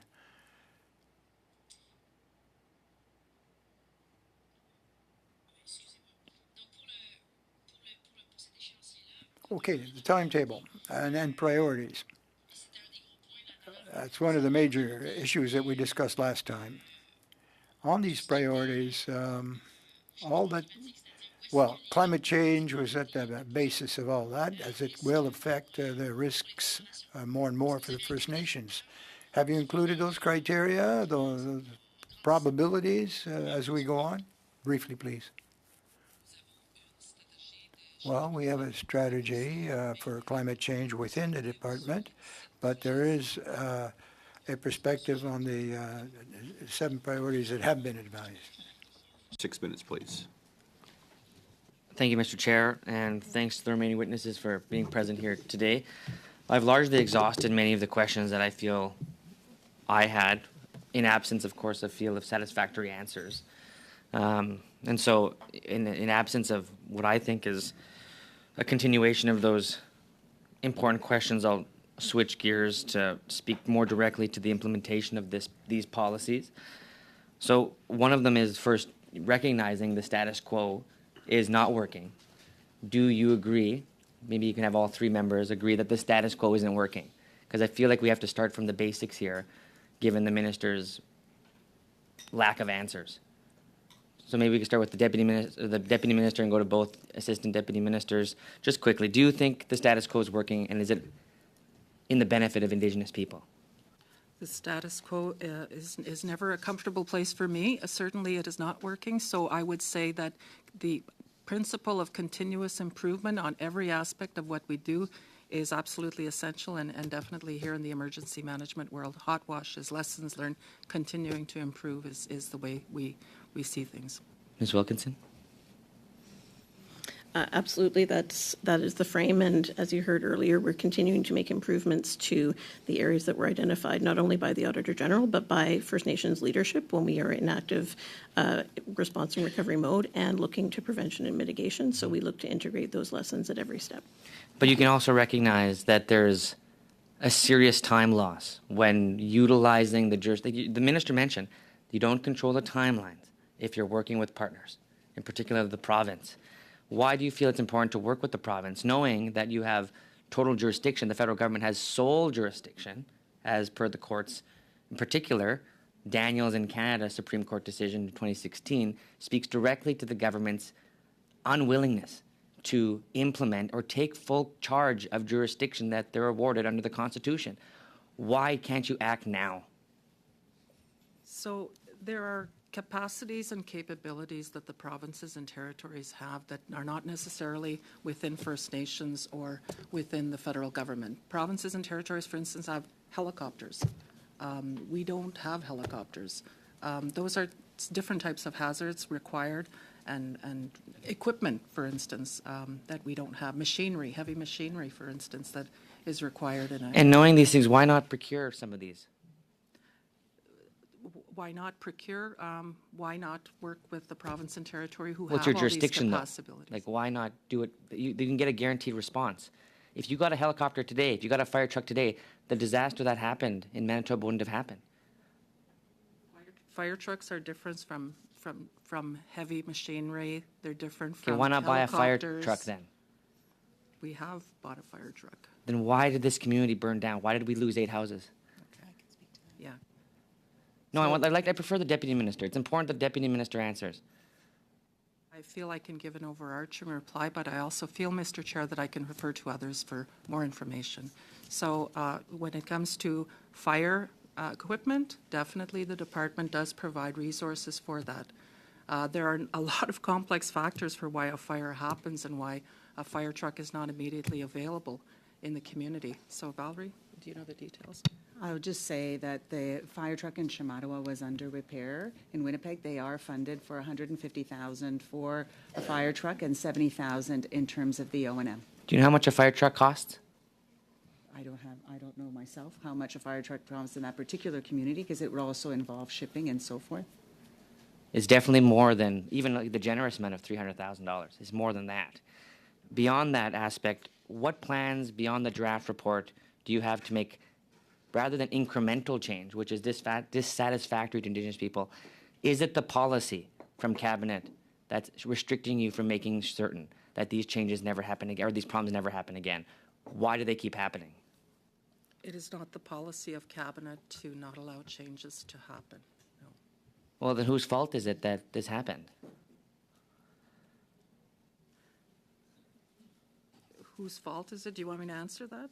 What, like, I mean, you're talking about Yeah, the your whole government report? is telling us, My your government's telling us that they're doing everything they can, but we have 3 failed audits. It's important that we understand why, Ms. Wilson. I understand that it could be difficult, but Canadians need to know exactly why the Deputy Minister can't answer why a critical failure like this, which resulted in 8 houses being lost, happened. You're talking about Shamattawa in particular. It is one example, but there's many failures we But can the go whole off. thing, I think that's why we're here, Mr. Chair, is to explain who's responsible. We're here to provide information. We're here to talk about all of the details you want. But we're not here to blame anyone in particular. That's certain. Well, accountability is important. Is the government responsible for this failure?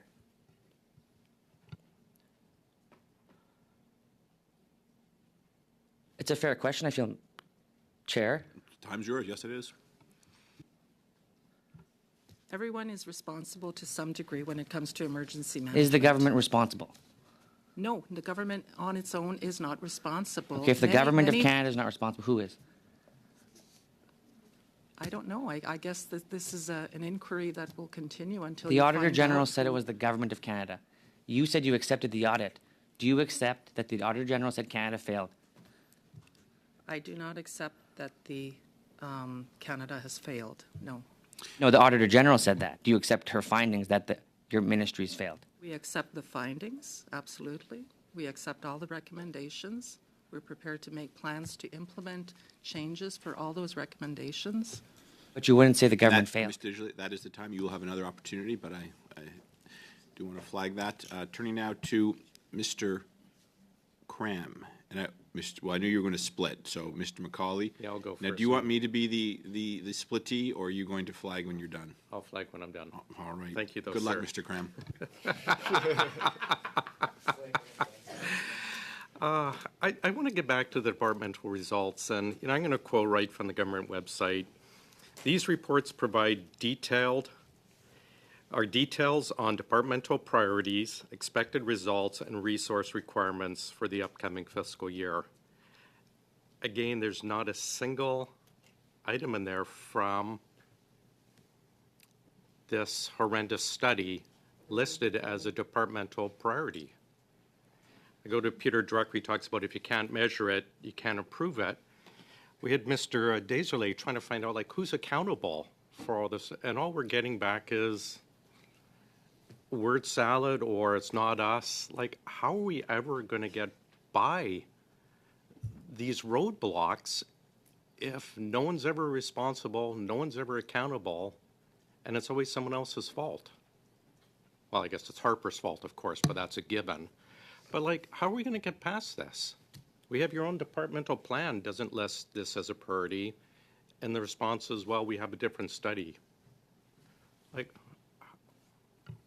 I would suggest that we've done better than incorporate some high-level language in a departmental plan. We have a very detailed management action plan before you that outlines particular milestones, very specific activities. But the that is a detailed, plan. but action plans don't translate into official documents such as the estimates process to get the money.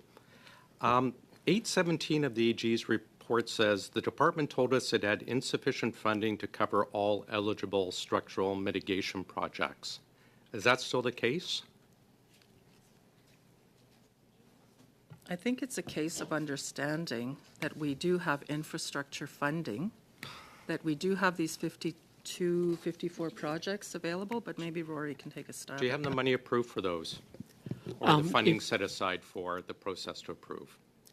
Sorry, if I could go back and if I could just have a moment to sort of lay it out in context. So there has been 129.8. Context. I'm just looking for real straight, simple responses. We've now heard there's 52 mitigation I'm sorry? 58 at estimated cost of $82.5 million. Is the money approved for that, or is there? So what I would say is there's over $1 billion set aside for other community infrastructure projects, of which structural mitigation is one of the asset classes. Will the structural mitigation projects be prioritized? Will we see at the end of 6 months, a year, that every one of these projects has at least been started? So I just add on to that. In addition to that, given the importance of structural mitigation, there was $12 million that was set aside directed directly towards that. Now, in terms of the prioritization, that's being done with the communities. We've reached out to communities. We're working with the communities. Some of those may no longer be priorities of the communities. You know, we're talking about government-wide 8,342 projects that have been completed and ongoing. So it is. What am I missing here? There's 58 projects. If they've been identified as mitigation, who decides it's no longer a priority and it gets bumped off? That would be done in consultation with the communities. So of that, saying we don't want this work done, don't work on this. So that's the conversation that officials are having with each and every one of the nations who have projects represented within the 58 that remain.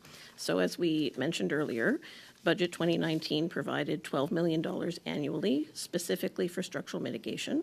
We continually look to leverage other sources of funding, whether that's through the funding that Mr. O'Connor mentioned in terms of broader infrastructure, working with Infrastructure Canada, sometimes working with provinces where there's overlap. In the 2013 report, it asked that the department do an analysis of what the costs will be if the mitigation work is not done. That report has never been done. That analysis has never been done. If these 54 are not done, we've seen it's $3 to $5 for cleanup services after the fact. If these 54 are not done, has an analysis been done on what the costs will be? It's 58 projects. 58, I'm sorry, I'm saying 54. And no, there has not been a specific analysis done on what would be. So we would like to continue to work with those communities to, in fact, invest in those projects. Is it the community's fault, the analysis? No, it's not the community's fault. It was in the 2013 report. It's been it's 10 years now. It was recommended 10 years ago. Sorry. The analysis on what the costs will be for if these infrastructure projects aren't done. That's another subject. We're hearing, well, there's still 50 Mr. some McCauley, odd left that is to the do, and yet time, there's no real unfortunately. Thank you. Ms. Yip, that's very kind of you, yes, as I said. That's why I wanted to go to Mr. Cram first. I knew how that was going to end. Ms. Yip, you have the floor for 5 minutes. Somehow I knew that was going to happen. Okay. My question is in regards to recommendation number 5, ensuring that emergency management service agreements include services provided and standards and also services for marginalized groups. How is the department working to ensure that emergency management services on reserves are culturally competent and in line with community needs, specifically for Indigenous elders, women, and youth? Okay, so definitely communities work with elders, so do we as part of the work that we do. We also do gender-based analysis, and maybe Joanne would have something and Valerie would have something very quickly. Absolutely. Thank you for the question. So certainly when we're working with communities, most often from a GBA plus lens, elders, pregnant women, small children, those types of individuals are identified as priority 1 for evacuations, and they're often evacuated first. We do also work with communities to ensure that things like language supports for elders whose first language may not be the language of the host community where they're going, that is provided for them, that mental health and other supports are there to ensure that there is that wraparound. We're also trying to further the training of community members so that they can then take on some of these positions when the community is evacuated, so that young people, for example, can assist with security at hotels, those types of things, making sure that the food that is provided, that we take every step that we can to make sure that that traditional foods can be used where that's appropriate. Those types of things are where we try to make a difference. Thank you. Okay, and what about those who are physically disabled? They may need more specific emergency management assistance. Yes, no, absolutely. They are often evacuated as priority one as well. And as well, there was reference earlier to the First Nations Inuit Health Branch. We work closely with them to ensure that if there's a nursing station in the community, for example, or if an escort is required, that those folks travel together, that there are medications available, that those health records are available as people are transiting out and coming back home. Thank you.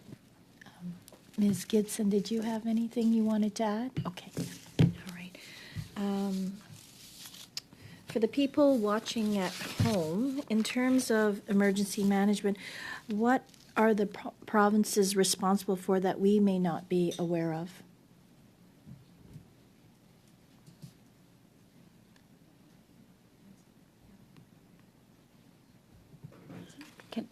So, in terms of emergency management response, sorry, can I ask you to repeat your question? For those that they are watching at home, yes. In terms of emergency management, what are the provinces responsible for that we may not be aware of? I would say all the provinces. We have been working with all of them. Like we have been promoting our work. We have been promoting the Auditor General report, the recommendation that we are working on. There is a lot of work happening in Alberta, BC, Manitoba, Northwest Territories, even like the Northwest Territories and the Yukon government. We have been in conversation with them. Ontario is well advanced. I would say most of the provinces have been aware of the work that we are advancing right now. I guess my question is more specifically, what do the provinces do in terms of emergency management? Yes. Yeah. So certainly provinces, generally speaking, have, wildfire management. They have the evacuation support that the deputy mentioned earlier. They do that kind of heavy lifting in terms of getting people out, helping to identify the risks. And also, making sure that nations are listened to, because as was mentioned earlier, part of the kind of new approach that we're working with provinces and territories and leadership with is to make sure that First Nations leaders have a strong voice at the table. So by way of example, and it ties into the question earlier around signed agreements, so where there are not signed agreements sometimes, we're able to push the boundaries there and pay attention to what nations are looking for. So Wasimung, for example, is a nation in Ontario that is located closer to Winnipeg than it is to perhaps some of the traditional areas where the province of Ontario would normally evacuate them. There is no signed agreement between the province of Manitoba and the province of Ontario in terms of having evacuees go back and forth across those provincial lines. But in the case of Wasimung, because it was so important to the community to be based in Winnipeg, the province of Manitoba, the province of Ontario, ISK, public safety, and the community worked together to make that happen so that the community could evacuate to Winnipeg where they had close family connections and those types of things. So, there doesn't have to be a kind of signed, sealed, and delivered agreement in place. There is an understanding that when life and limb is at risk, that people pull together and find the best solutions and try to respond to every need that the communities put forward. Thank you very much. That is the time. Maintenant, c'est Madame Sécla Desgagnés pour 2 minutes 30 secondes seulement. 2.5 minutes, please, Ms. Desgagnés. Thank you, Chair.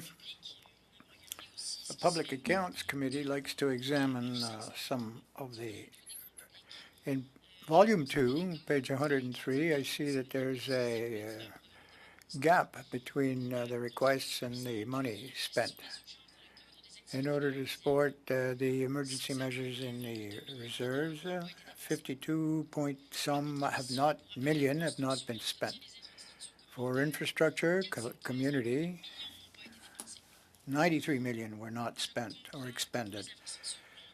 Now, for long-term projects, it takes time. I understand that, but we've been talking about 10 years building certain infrastructure to mitigate risks, to prevent or avoid emergencies based on climate change. On the one hand, you're telling us there's insufficient funding, and at the same time, there are unexpended funds. How can you explain that? Merci beaucoup pour la question. Thank you for the question. The emergency measures plan has a certain fiscal basis every year, but we always have to ask for supplementary to reimburse expenses which have been incurred during the emergency. So this is a contingency to make sure that we will have adequate funds to cover those reimbursements, but it's very difficult to forecast. We don't know how many emergencies we're going to have or how many requests from the communities and what the costs will be. But this is set aside amounts to deal with that.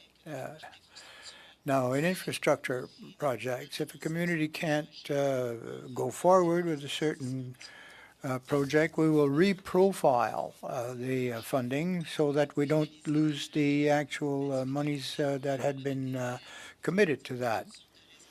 Various I have 20 seconds left, so tiny little question.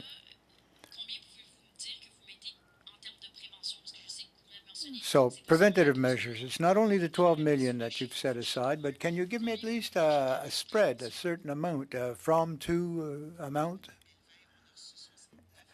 Well, we received $69 million in 2022 for non-structural mitigation over a 5-year basis. For prevention, we also have 47.7 million over 5 years again, fire prevention or mitigation. And also for the coordinators of these plans in the communities, we have 43.6 million over 5 years. So there's some numbers which are specific dealing with prevention and the 12 million a year for infrastructure. We try to work with the communities to optimize the resources for other community infrastructure projects in order to make the best, get the best bang for our buck. Thank you, Mr. Chair. I'll begin with a quote. Quote, in 2011, at the end of her mandate as Auditor General of Canada, Sheila Fraser summed up her impression of the government's actions after 10 years of audits and related recommendations on First Nations issues with the word, quote, unacceptable. 5 years later, my predecessor, Michael Ferguson, used the words, quote, beyond unacceptable. We are now into decades of audits of programs and government commitments that have repeatedly failed to effectively serve Canada's Indigenous people. Failed to serve Canada's Indigenous people. It is clear to me that strong words are not driving change.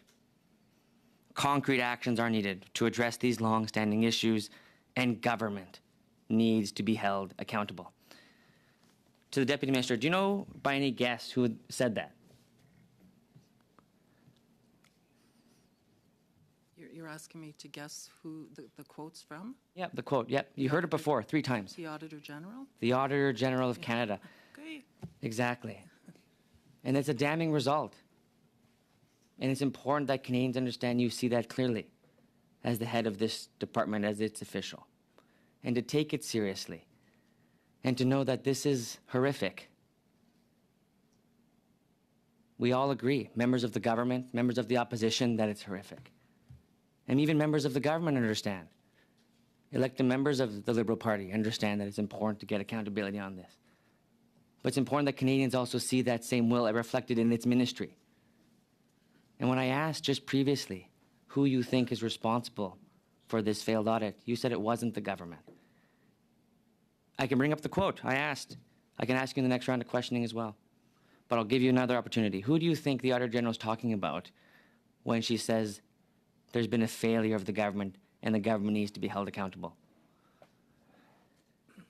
My response was not that the government is not accountable. The government is definitely accountable. We're here presenting to you.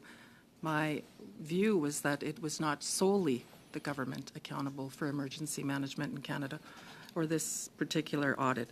But I definitely am responsible myself for administering and making sure that the management action plan in response to the audit is implemented and monitored. She said the government failed to Ms. Leger, effectively you have time serve. for a brief comment only. She said the government failed to administer, to protect Canada, or to serve Canada's Indigenous people. Would you agree with the Auditor General? I don't believe the Auditor General actually, she said it in her remarks, but it's not in the particular audit. So I'm responding to the audit. I'm not going to respond to the Auditor General's speech. You're not going to respond to the Auditor General? Thank you very Wow. much. Turning now to Mr. Cram. You have the floor for 5 minutes. Over to you. Okay, thank you very much, Mr. Chair, and I would like to thank my colleague, Kelly McCauley, for being so generous in sharing his time. So, with the witnesses, I would like to return to the Kashechewan First Nation in Northern Ontario. So I got the impression, first of all, let's rewind a little bit. This is the First Nation that has been evacuated every year for the past decade, which I find embarrassing. And what I find particularly concerning in the report is that this is listed as a success story because instead of being evacuated to neighboring communities, they are only now being evacuated to different areas within the First Nation. And I wasn't able to get a final answer from the minister. Is the plan going forward for the Kashechewan First Nation to just continue to be evacuated every year within their First Nation indefinitely? The plan going forward is to work very closely with the Kashechewan First Nation on its vision of how to move forward, its requirements, its needs, its priorities. So is the Kashechewan First Nation happy with the status quo? I'm not going to actually try to speak on behalf and of the Kashechewan First Nation, except to give some degree of voice that the Kashechewan First Nation continues to be very active in working with us. So we are very close to the ground in meeting with Kashechewan and working with them very closely. But I can't speak on their behalf specifically. Okay, so has this particular First Nation communicated with you about a desire to not be evacuated every year? Yes. And okay, and is there a plan moving forward for them to not be evacuated every year? So I'll just emphasize, as I said earlier, that the On the Land initiative is at the request of Kashechewan First Nation. So we are responding to their request to be evacuated on the land. As I mentioned, we have officials in community next week to go through the plan for this spring's approach. And in terms of the possible relocation that you mentioned, there is a steering committee that meets regularly, as we mentioned when we were here in November. That steering committee continues to meet. There is a new chief in Fort Albany, which is a very close First Nation, which is also impacted by these events and has a very close relationship with Kashechewan. And so those discussions continue and will continue to take the lead from leadership in terms of where they seek to take this forward. Thank you. I would like to turn now to the Peguis First Nation in Manitoba, which is outlined on page 17 of the report. I was concerned about the report indicating that this community was evacuated in 2011, and over 10 years later, 86 residents were still unable to return home because of insufficient housing. Now, this report is a year old. Are 86 residents of that First Nation still unable to return home due to insufficient housing? We'll need to confirm the exact number for you. I don't have the exact number with me, but certainly we're working very closely with Peguis leadership in terms of making sure that people can get home as soon as they can. They have had multiple floods. That's why we're working with them on prevention and mitigation, and also in terms of housing, but finding ways to build back better so that houses are not on the floodplain, that we can move them to a different location. They do have, kind of lot servicing, those types of things. It's not just a matter of kind of moving the house from one location to the other. There's a lot of support network that goes into that plan, but certainly we're advancing with PEGWIS on a kind of community plan to respond to these repeated incidents that they face. Okay, so it's been 12 years to build houses for these 86 residents. How many more years do you think it will take before these houses can be built for these 86 residents? I don't necessarily think that we set a particular date for when all the houses are going to be done. What we can do is come back to you with more specific details on where the housing situation is currently at. Yes, if you could submit an answer in writing, I would find that helpful. And Mr. Chair, I believe that's my time. That is your time, yes.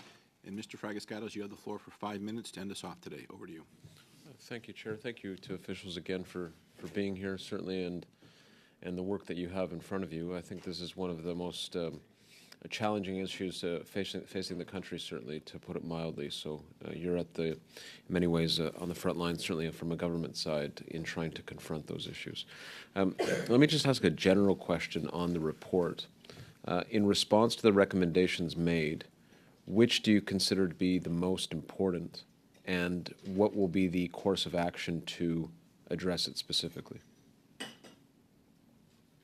Well, they're all important, and even the Auditor General will say they're all equally important. But for me, I would say that the shift that's required from actually moving from a response and recovery mode to a prevention and mitigation approach, greater investment and attention to that can significantly reduce the costs and damages when events occur. So no one has actually mastered this yet. Provinces and territories are trying to make that shift. Countries around the world are trying to make that shift to mitigation, resilience, and risk reduction. But it's an important message. Certainly, I would say for this committee, it's an important message for the Auditor General and all to continue to amplify this. Thank you, Deputy Minister. How do we make that change? How does government pivot in that direction? What are things that government is currently doing to go in that direction that you would highlight as the keys? It is certainly now recognized that more efforts like prevention, moving in ways to address mitigation. Like I said, no one has mastered it yet. Certainly, even at the United Nations, I was reading recently about the Sendai framework that recognizes that all countries need to be moving towards more disaster risk reduction. It clearly states that governments are responsible, but it also states that all stakeholders, including the private sector and individual citizens and communities, are also responsible. I think it just takes it upon all of us to be aware of this and to understand that we all play a role in it. I had asked a question to the Minister about international engagement that exists. I mentioned Australia as a particular example, but now you've mentioned the United Nations. To what extent are we involved in those conversations, understanding emergency management through that lens, understanding what other countries are doing, their practices, incorporating those stories of success where they exist into what we do here, and tailoring our response accordingly? I know that we work with public safety definitely to engage in those negotiations at the United Nations, such as the Sendai framework or the broader what is it called, Kenza, the disaster reduction. Disaster reduction, and actually we are working, as a deputy said, we are really embedded with public safety, and we participate to those conferences now. Like since COVID, we have been participating via virtual way. This year it was the first time where public safety and other department, they had a chance to attend the conference 3 weeks ago in person. ISC has participated virtually, so we are collecting this information, working with other departments to get those lessons learned. Let me, I think what will be my last question, I'm just looking at the chair. I want to go back to this point on advance payments, and so just to understand this, there's been a policy change to reflect that desire to move in that direction. So what was the approach before? Would previous Canadian governments literally ask for receipts after the fact and then reimburse? Is that how it went? And what was, if so, what was the effect on that on emergency management in general? So yes, grosso modo, that was the approach. And in fact, as mentioned earlier, with the advance payments, certainly there will be accounting after the fact. The advance payment is to ease the cash flow on the nation and to ensure that they have those resources available to deploy immediately, particularly where there's imminent risk, as we look kind of at a risk-based approach in terms of ensuring that people have those resources on hand. That's pretty much it, unless you want to be very speedy. Well, on that point about accounting after the fact, could you elaborate there? Certainly. So we work directly with nations to ensure that we can assist them if need be. Certainly some nations do not need our assistance in that regard, but where communities may continue to be struggling in terms of band offices being affected or those types of things, we will work directly with the nation to ensure that we have appropriate accounting on record and that any additional payments that may be needed pursuant to those advance payments are made. Thank you. Thank you. Thank you to all the witnesses for appearing today to hear from members and answer all our questions. Appreciate you coming, and I'm sure this is an issue that will continue to grip the committee, and we will turn our attention to the final report and leave it at that for now. And I will, on that, adjourn. Are you going to say something, Mr. Genuous? Oh, I was just going to ask if it had ever been considered to appoint a special rapporteur to work on all this right, issue. I'm going to adjourn the meeting. Thank you very much. Generous, I deserve that for asking.